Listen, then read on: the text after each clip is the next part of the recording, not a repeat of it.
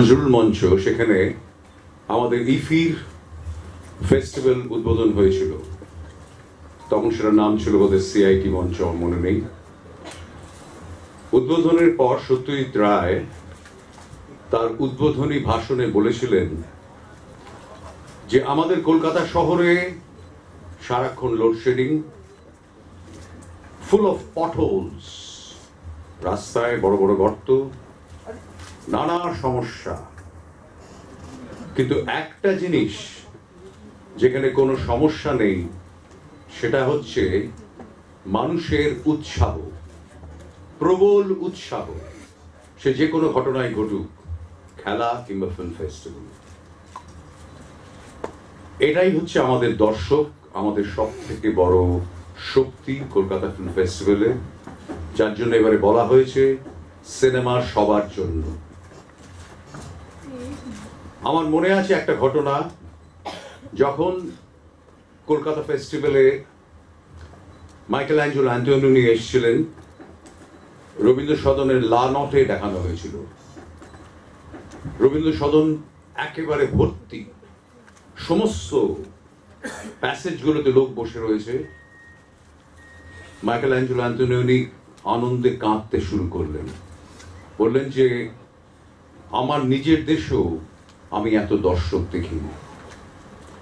সেই দর্শকের জন্যই আবার আমরা চলচ্চিত্র নিয়ে আসছি সমস্ত পৃথিবী থেকে। আমরা নিয়ে আসছি স্মৃতির একটা মালা, সময়ের মালা, সময়ের স্মৃতিমালা, মেমোরিজ অফ টাইম। তার কারণ সিনেমা হচ্ছে সবই, কিন্তু সিনেমা হচ্ছে পাস্ট, প্রেজেন্ট বলে কিছু নেই। সিনেমা তোলা হয়, সেটা সবই পাস্ট আমরা দেখি, কিন্তু তৈরি হয় একটা বর্তমানের ইলিউশন। সেই বোতাম টিপলে সমস্ত পৃথিবী আপনার হাতের মুঠোয়, পাশাপাশি বিভেদ, ভেদাভেদ, ধ্বংস, হিংসা ও রক্তপাত। সিনেমা এখানে কি করতে পারে? সিনেমাকে এটা থামাতে পারবে? কোনোদিনও পারবে না। সিনেমা যেটা করতে পারে সেটা হচ্ছে মানুষের সঙ্গে মানুষের পরিচয় করিয়ে দেওয়া। প্রত্যেক দেশের মানুষ তার আর্থসামাজিক অবস্থান কি, তার সংস্কৃতি কি, তার জীবনধারা কি, প্রত্যেকটা সমাজে সময়ের অভিঘাত কি, এইগুলোই কিন্তু সিনেমা ধরিয়ে দিতে পারে। এবং এর ফলে আমরা জানতে পারি গভীরভাবে এক একটি দেশের অবস্থা, তাদের চারিত্রিক গঠন, তাদের মানসিক গঠন।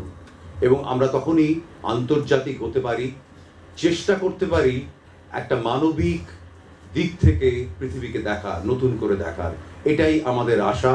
আমরা সমস্ত ফিল্ম মেকাররা সারা পৃথিবী জুড়ে এই স্মৃতিমালা রচনা করছি, এই স্বপ্ন দেখছি এমন একটা পৃথিবীর যেখানে এই ধ্বংস, হিংসা বন্ধ হবে এবং একটা সহিষ্ণু সমাজ ফিরে আসবে।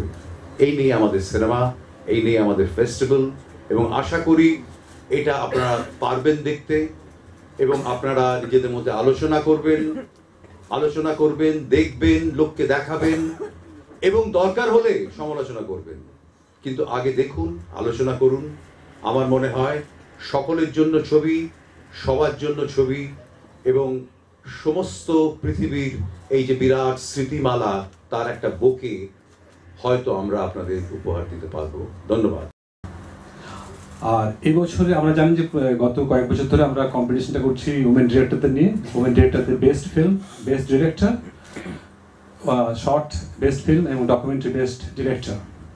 এবারে আমরা একটা নতুন কম্পিটিশন শুরু করেছি, ইনোভেশনস ইন মুভিং ইমেজেস, যেটা এবছরে প্রথম আমরা ইন্ট্রোডিউস করলাম কম্পিটিটিভ সেকশনে। সেটা এবারে 22nd এডিশন অফ ফেস্টিভ্যালের একটা অভিনবত্ব নিঃসন্দেহে। আর তাছাড়া আমাদের বিভিন্ন যে সেকশনস আছে সেখানে এশিয়ান সিলেক্ট আছে। আর এবারে 20টা টোটাল সেকশনস আছে, যে সেকশনের মধ্যে আমরা বিভিন্ন ছবিগুলো দেখাচ্ছি। আর এবারে আমাদের ফোকাস কান্ট্রি হচ্ছে চায়না থেকে বেশ কিছু আমরা ছবি দেখাচ্ছি। আর এবারে টোটাল 17টার মতো বাংলার ছবি আমাদের দেখানো হচ্ছে। আর এবারে আমাদের যে উমেন ডিরেক্টরদের ছবি দেখানো হচ্ছে তার মধ্যে একটি মাত্র ছবি ইন্ডিয়াতে সিলেক্ট হয়েছে এবং সেটা বাংলা ছবি, এটা আমাদের ভাবতেও ভালো লাগছে। আর তাছাড়া আমাদের প্রতি বছর যেরকম থাকে সেটা হচ্ছে দুপুরে আমাদের একটা সেমিনার থাকে, সন্ধ্যেবেলা তার ফিল্মি আড্ডা থাকে। এবছর যেটা এক্সিবিশন থাকছে সেটা অন উত্তম কুমার। আর তাছাড়া মাস্টার ক্লাস থাকছে এবং বেশ কিছু ওয়ার্কশপও থাকছে। সব মিলিয়ে আমার মনে হয় আমাদের ফেস্টিভ্যালটা বেশ জাঁকজমক হয়ে উঠবে। আর তাছাড়া কান, বার্লিন, ভেনিস প্রভৃতি জায়গায় যেসব ছবিগুলো অ্যাওয়ার্ডেড হয়েছে সেই সব ছবিগুলো আমরা দেখাচ্ছি। আশা করি আমাদের প্রত্যেকেই ভালো লাগবে। Thank you.